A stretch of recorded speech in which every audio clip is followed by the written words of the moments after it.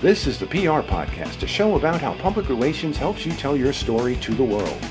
We talk with great PR practitioners who have the skills, creativity, and just plain savvy to get their clients noticed. Now here's your host, Jody Fisher.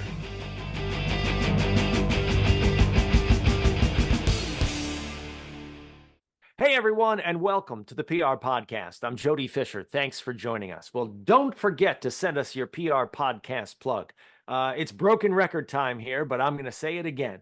This is the easiest way to promote you and what you do. And as a PR guy, I'm great at promoting my clients and I'm horrible at promoting myself. And we all got to get better at it. So send us something cool that you have done. It's not your 9 to 5. It's something that you do in your spare time or on your weekends. It's the softball league that you're in. It's the cooking YouTube channel that you have. It's the award that you won or the book that you just wrote. Let us know something great that you've done recently. Send us a note and get us your PR podcast plug so we can give you some love at the top of an upcoming episode. Send it to me, Jody at jodyfisherpr.com. I'm sorry, at jodyfisherpr. Leave off the .com for the email address. You know how it works.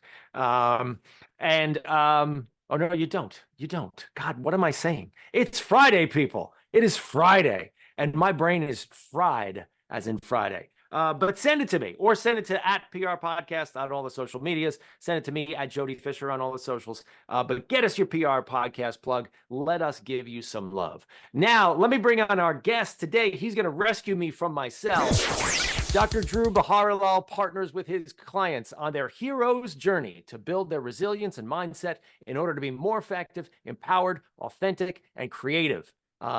Propelling them as business owners and as human beings. His approach combines traditional coaching with the Japanese philosophies of Ikigai and Bushido.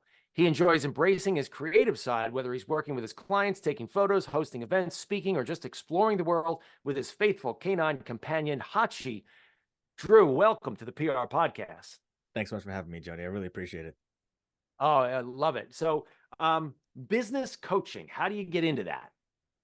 Mostly by accident. I don't think anyone plans to be a business coach. I tell my clients a lot of times it's really a winding road, right? You hit different spots on the way.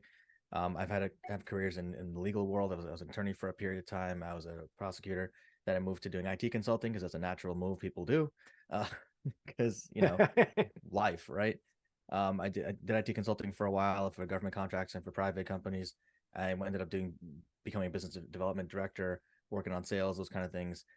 In the course of doing all this stuff, I've always had a passion for self-development and building myself up. And then when I switched to IT consulting, I had to manage a team. So I figured out, how do I need to do that? I need to figure out how to build my team up and understand who they are at their core and help them to be the best versions of themselves they could be. That was something they had never heard of. They never experienced that before. People never asked them crazy questions like, what do you want to be doing with your life instead of what you're doing right now? Or do you want to be doing more of that?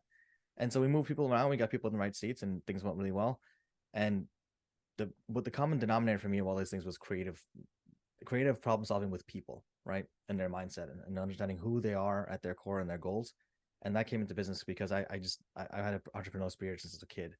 Entrepreneurship is in my blood, and so I've always done it in some way or another. And so I combined that with my mindset work and my human motivational work and understanding human psychology, and created a business coaching process out of that. And then I got certified in coaching specifically. So I combined that with all the different philosophy stuff that I work on myself and created my own approach. That sounds like a great path to your business. People, everyone can use a business coach, right? And sometimes people hear business coach and they recoil like, oh, I don't need a coach. But it's more than coaching, right? I mean, how do you describe it to your clients, or how do you describe it to anybody?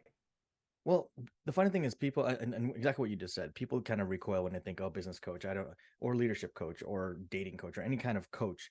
There's a couple levels of that. Right now, there's a flood of coaches in the market. I use the word coaches with, air quotes and asterisks. A lot of people are not coaches. They don't know what the hell they're doing, really. And I don't know if I can curse on this, so I apologize for that. But they don't know what the heck they're doing. They got into it during the pandemic, and they're just like, oh, I'm a coach because I decided I want to quit my job, and so now I'm a coach. That's not how that works, right? Coaching is a really effective way of inspiring growth in people and helping people to grow themselves. It's a psychological approach. It really takes a lot of psychological theories and things like that. It's not therapy, but it is therapeutic. It's definitely it's undoing a lot of programming that you've had for your entire life. And that's why I say hero's journey, because it's a story, right? We are the sum of our stories that we tell ourselves. A lot of people tell themselves ineffective stories, like I'm a morning person, or I'm not a morning person, or I'm a night owl.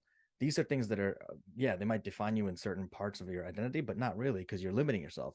Because now when you say I am that thing, that means you're not anything else, right? Or you're not the other thing, the other side of the things. It doesn't create opportunities for you or options for you. It creates limitations. And so when you're talking about business coaching or coaching in general, it's helping people identify the stories and their blind spots and opportunities for growth so they can achieve the goals that they want. And then clarifying those goals. Are those goals really what they want? I'll give you a quick story. A client of mine a couple of years ago was a financial planner, and he was really high powered financial planner, working with some really successful people. And he's making about 250, 275 a year, right?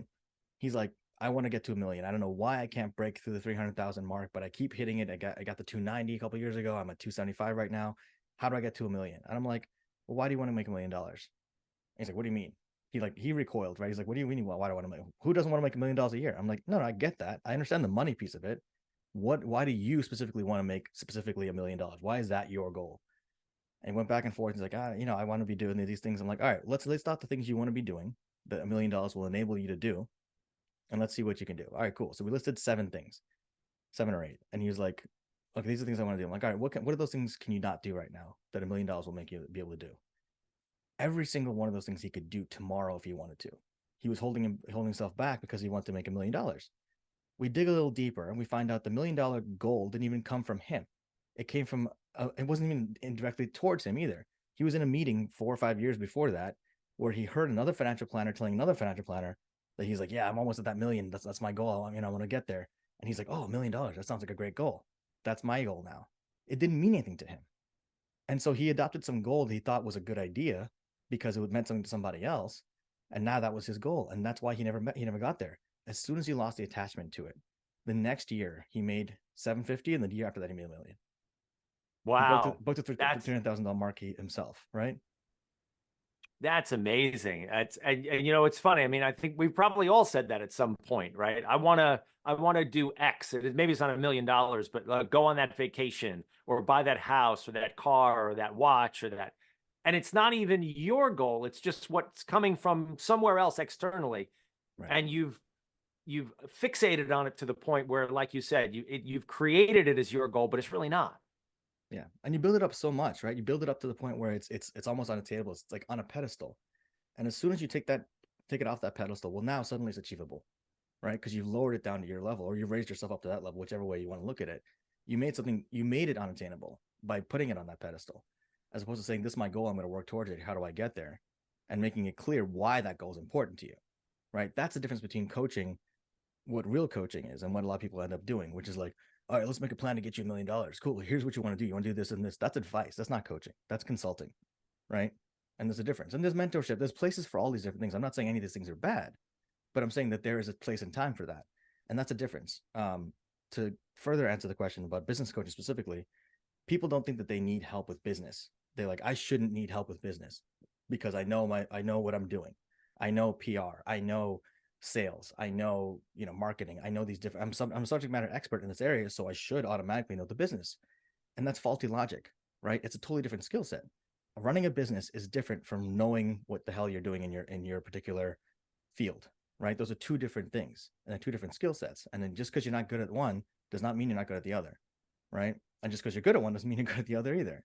And so people are very self-critical about themselves, and it's a downward spiral because like, I shouldn't need help with this, but I do need help with this. I shouldn't need help with this, but I don't know what I'm doing. And then they end up making a lot of expensive mistakes and wind up in debt 5 years later and wonder what happened. And they shut that business down. That's why businesses fail. It's because of the business owner, but more deeply, it's because of their beliefs and mindsets and stories they're telling themselves. Well, and I've got to imagine too, building on what you're just saying there, that coaching is not just for business owners, people who operate businesses, whether they have, they're their only employee or they've got 1 million employees. How can coaching in general help someone sort of get to the next level, or to use your last story, clear things out of the way? Well, exactly that. It helps you identify the stories and your blind spots, right? We focus so much on what we want to know and what we know. We forget that there's a whole lot we don't know, right? And so it's identifying what we do know, what we don't know, and then what we don't know and we don't know. And that sounds like funny to say it like that, but it's really identifying those blind spots, the things that are holding us back. And it applies in any aspect of life. You can have, that's why you have life coaches. That's why you have business coaches, leadership coaches. Coaching at its core is the same. The principles are the same. It's just applied in different context. And certain coaches have different expertise that they can bring to the table and different lenses that they can bring to the table, right? And so when you're looking at things through a business lens, you'll have different considerations. Looking at things through a leadership lens, you'll have different considerations. Through a more general life lens or relationship coaches, things like that, they all have different lenses that they're looking at things and different principles that they're approaching things with, right? And so yes, coaching can help anyone in any aspect of their life if it's done properly, right? But the problem is that a lot of these people who are in these fields, they're in them because they think they're easy. They think they're in them because I saw a blog post a couple years ago where life coach was like number 7 on the list of things you could do for work from home and start tomorrow. And I'm like, dude, come on, man. Like, what are you doing? You know what I mean? And by the way, accounting was also on there too. Like, you could be a bookkeeper. Do you want some random person who decided to quit their job to be your bookkeeper? I wouldn't. That's called you're signing up for an audit from the IRS if you're doing that plan. Yeah, right. Exactly. Exactly. How do you help people? And let's step away from the business owner for a minute, right? How do you help an individual work through being that better version of themselves? And let's tap into some of the stuff that, you know, from your background and your interests, the Japanese philosophies and all. How do you apply those? Yeah, great question. So the Japanese philosophy of Ikigai, first of all, that's misunderstood a lot of times in the Western world. People think it's the intersection of your passion, what you're good at, and then what makes money and what the world needs. That's like a quarter right. Ikigai is really about having a well-rounded life, right? It's about having different activities, different things that you engage in to create a well-rounded life and to light up different parts of your soul, right? Because you'll have activities that light up your emotional part of who you are, your mental part of your intellectual side of you. You'll have things that light up your physical side of you. You have things that light up your sexual side or your relationship side. There's all different aspects of who we are, right? And again, we create these stories about shame or about hiding parts of ourselves about who we are, but we need these different parts to feed who we are, right? And then a lot of times you rely on friends or family or partners to fill those gaps. And then when that if and when that goes away, well, now we have identity crisis. Like, who are we without this person now, or without these people, or these contexts? Retirement's a great example. You know, a coach I got a couple of years ago, he was an attorney for 50 years, and 50 years is a long time to be anything, right? And now he was retiring. He's kind of forced out, which was a sad story with his firm, but he was kind of forced out. And it wasn't his choice to leave, so that makes it tougher. But 2, now he's trying to figure out who he is. He's like, I'm an attorney. I'm like, you're not anymore, right? You're not an attorney anymore, and that's okay. There's nothing wrong with that. But you have to figure out who you are when you were before you were an attorney, and who you want to be now. Now that you've had that experience, and maybe it's changed you in certain ways, and maybe you have different parts of yourself that need to be expressed. But what have you been ignoring? Focusing on this part of yourself, and what can you now embrace now that you have this time and energy, and redefine yourself and really figure out who you are, who you want to be. That's the kind of the essence of coaching. Again, even if you're not in a leadership position or in a business scenario, you can still use the principles of coaching. At its core, it's really, what results do I want, right? I'm taking certain actions right now and I'm getting certain results. That's the superficial side of things. You see that, right? Think about the iceberg. What's happening underneath all that, what's driving those actions, is your beliefs, your values, your stories you're telling yourself, right? It's all mindset, it's all these things. And that's where coaching lives. It's like undoing and changing those mindsets and those beliefs so that you can take inspired action and then get different results, right? And that's the core of it. And so is there a light bulb that goes off in someone's head that should tell them, hey, coaching might be the thing that is going to get me unstuck here? Are there things that you tell people, oh, well, that was the thing? Yeah, I mean, it depends. So that's where it gets a little bit murky, I would say, with terms of like getting people to understand, like, when is a good time to seek a coach? I say typically transition times are the best times, right? Those are the best times to seek a coach, is when you're going through any kind of transition, right? Whether it's a relationship change, whether it's a job change, whether it's a leadership change, either during or before is the best time, because I say there's proactive and reactive coaching. Because then you can prepare for something, right? Like if like let's say you're a business owner and you've got a great high potential candidate in your employee base. Like, this person's amazing. I want to develop that person to be the next leader in their organization, in their department. Well, now we can proactively coach that person help them through to really find ways to express all their different aspects of themselves, be authentic, be a better leader, be empowered, and they're ready to take on that next level of responsibility. But then you have reactive coaching too, where it's like, okay, we promoted this person and they're not doing very well. How do we make sure, what are our options for not firing this person, right? How do we make sure that this person has what they need and is given every chance possible? That's also another way to think about it. But those are both transitions, right? One is preparing for the transition and working through it together, and one is reacting to the transition after the fact. So either one of those situations is a good time to hire a coach. That's great. So everyone can benefit from a business coach then at some point. I mean, every business owner, yeah, but every person could benefit from a coach of some sort at different times. Correct. Yeah, that's awesome. Tell us a little bit about your podcast. I know you have these really terrific conversations. It's both a podcast and it's a YouTube channel, right? Yeah, and now it's moving to actually just purely YouTube. I still have the podcast episodes from before, but the YouTube channel is still my channel, and I have it's called the Ikigai Leadership Podcast, and I interviewed business owners and folks, leaders in their field, about their experiences and their journeys, right? Because what I want to illustrate is that there's no right way to find success. There's no right way, right journey to get where you want to go. Everything's always the back and forth kind of ping pong. You know what I mean? There's no direct line. You find someone who took a direct line from zero to exactly where they want it to be, they're either lying to you, or they're lying to themselves, or they're not real. Those are the three options, because no one ever takes a direct path. Like, I went exactly where I wanted to go, straight through any obstacles without any issues. I never fought it, and I never had any problems. I just got where I wanted to go. Everyone has their journey, right? And the journey is always a back and forth ping pong situation. And these leaders are some amazing people. I mean, I've had Peter Hurley on there. He's an amazing photographer. His story is really inspiring, in terms of just what he's done and how he's gone through it. And then I had a friend of mine from law school who did amazing things in Charlotte and really revitalized the Blacks in Technology organization in Charlotte, North Carolina. And she's put on an amazing conference for like $2,000, which is a massive, like 300-person conference, which is unheard of for that kind of budget, right? So you have two extremes, and everyone knows Peter Hurley's name. No one knows Natasha Robinson's name, but they're both leaders in their field and they do an amazing job. So highlighting those people is really a joyful thing for me. It's great meeting people like that and being able to tell and amplify their story, which is what we do as PR people, and maybe to reach a little bit here, but as PR people, we're kind of coaches for our clients. Yeah, absolutely. We coach them to help them tell the stories that they want us to tell for them, right? To get them that publicity or that attention or that, level up on their visibility. Are there pieces of advice that maybe you would give to people who are trying to maybe not coach, right, but help people get from one place to another to sort of get to that next level of success? Absolutely. I mean, coaching is both a role, all three: it's a role, a skill set, and a title, right? So anyone could be a coach in the moment, and you don't necessarily have to be trained to be a coach to do that in the moment coaching for a friend or a family member, right?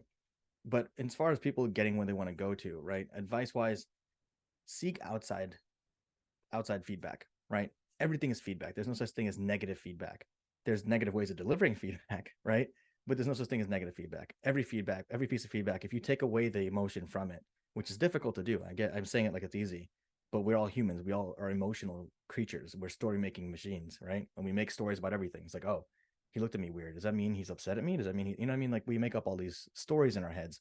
But at the end of the day, feedback is feedback. Separate the interpretation from the actual feedback and say, okay, what can I take from this feedback? What can I take from this? And say, okay, is what this person's saying, does it make sense? Does it apply to what's actually happening? And could this be a blind spot? If I don't agree, could that be a blind spot?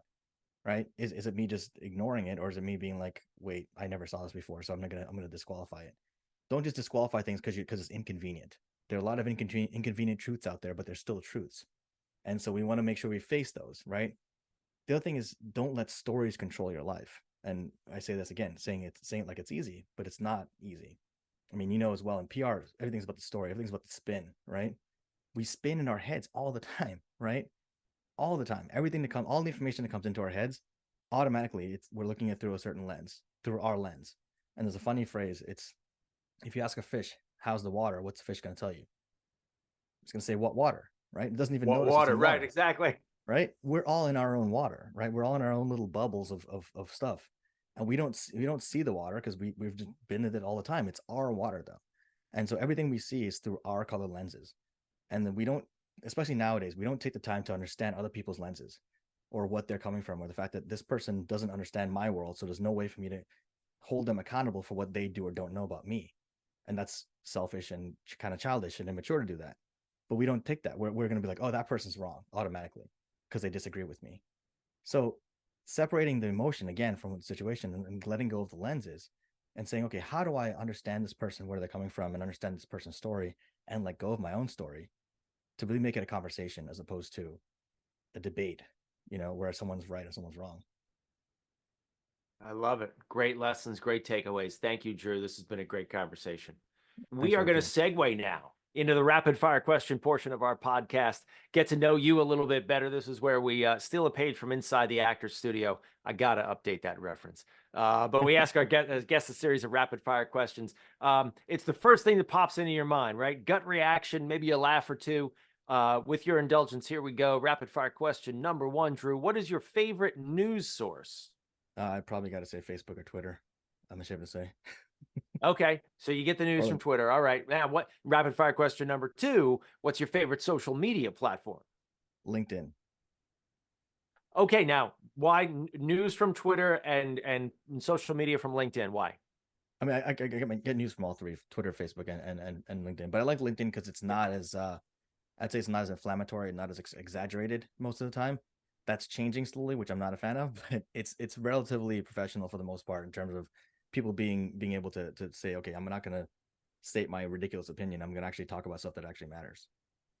I saw a recent YouTube video of yours where you went in through some LinkedIn posts, and there was someone replying back to someone in again a professional platform, and someone replying saying hi with 2 eyes, and it was obviously some kind of spam or some kind of a scam or whatever. It was like hit me up and I'll get you a job or something like that. But you were like, no, not professional. Don't think so.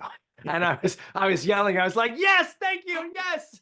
I caught flack for that in the past. When I remember this moment very clearly. I'm actually gonna make a post about this later, but I remember this moment way back from like 2007 or 2006, back when Facebook was relatively early still. It was still a timeline, and someone made a comment or something, and I corrected. I was like, actually, it's YOU_RE, not YOUR. Oh my God! Right? I pet peeve of mine. Right? Your and your, and then there and there. So seriously, pet peeve of mine. The person's response was, it's social media, man. Who cares, right? Meanwhile, fast forward 20 years later now, or 18 years or whatever later, people are reading that as though it's actual reading, and everyone's making the same mistakes, and they don't even know the difference, right? And then, like, I'm like, it's just, yeah, just and it says something about you. I mean, it's black and white, right? It's not, to your point, it's not an opinion. This is how you spell this word. This is what this word means. This is how you use this. This is the language. And it would be the same for any other language, right? Doesn't matter. You spell it this way because this is what it means. Right. And the thing that I always tell people, especially about PR, we're getting off the questions here. But what I tell people about PR is you put something out there today, that's going to be out there 5 years from now. And conversely, if you put nothing out there today, that's also going to be out there 5 years from now. So what do you want people to find about you 5 years from now? Act that way today. 100%. Totally agree with you. Yeah. All right. Rapid fire question number 3, because this is about you, not about me. Coffee or alcohol, or substitute anything? Tea. All right. You got a special kind? Mint, typically mint tea. I like mint tea. It's pretty refreshing. I like it a lot. I'm not a coffee drinker. Nice. Alcohol usually more hot, active, cold? Hot tea. Hot tea. Nice. Love it. Rapid fire question number 4. What's your favorite on the run food? On the run food. Good question. Geez, I don't even know. Protein shake, I guess. I mean, just because on the run, it's easy to make on the run. I don't have to worry about spilling anything generally. There you go. You got the lid on. Someone told me they like instant ramen cups, and I was like, how is that on the run? I like those too, but they're not on the run. I got to eat them. They're not. Stuff I can drive spilling all over the place. Yeah, and she said she was in the back of a cab. I'm like, how are you eating that in the back of a cab? That sounds like a lawsuit waiting to happen. Remember the McDonald's coffee thing? What's that? Coffee what? Remember the McDonald's coffee thing back in the 90s? Exactly. Right. Yep. There you go. Rapid fire question number 5, Dhru. What do you want to be after you finish this career? You've got a good one, but what's in the future? Great question. Again, that's a traveler. I want to explore. I just want to explore the world. I do love what I do, so I want to continue doing business coaching and supporting people with coaching in general. But I want to do it around the world. So I'm starting to do that. I know now you with spend a lot of Japan. time in Japan, Yep. right? You got a bucket list for anywhere else in the world? Definitely want to spend more time in Thailand. I mean, go to Thailand and spend there and explore that place. But Japan's number one for me. Thailand. I went to Colombia recently. That was an amazing country. I'd love to spend more time there. I mean, I want to see everywhere pretty much. That sounds good, man. Well, Dhru, this has been a great conversation. Please let people know how they can find you and your business online. Absolutely. I'm on LinkedIn. I'm pretty active on there. So it's linkedin.com/in/Dhrubee, DHRUBEE. I'm on most platforms as that same thing. So YouTube, same thing, DHRUBEE. The only one's different is Instagram because they're weird. It's Dhruvabe, DHRUVABE, but everything else says DHRUBE. And yeah, thanks so much for doing this, Jody. I really appreciate the time. Of course, thanks for joining us today. We will make sure to tag you in the show notes. And thank you, everyone, for listening. Please remember to subscribe to the show. Connect with us on Facebook, Twitter, Instagram, and TikTok at The PR Podcast, and send us a question or a comment. Our intro is by Christopher Appold. You can find him and his fantastic photography on Instagram at Christopher_APPOLDT. Check him out there and hire him for all your photography needs. You can find me online at Jody Fisher on all the socials and on the web at jodyfisherpr.com. We'll see you next time on the PR Podcast.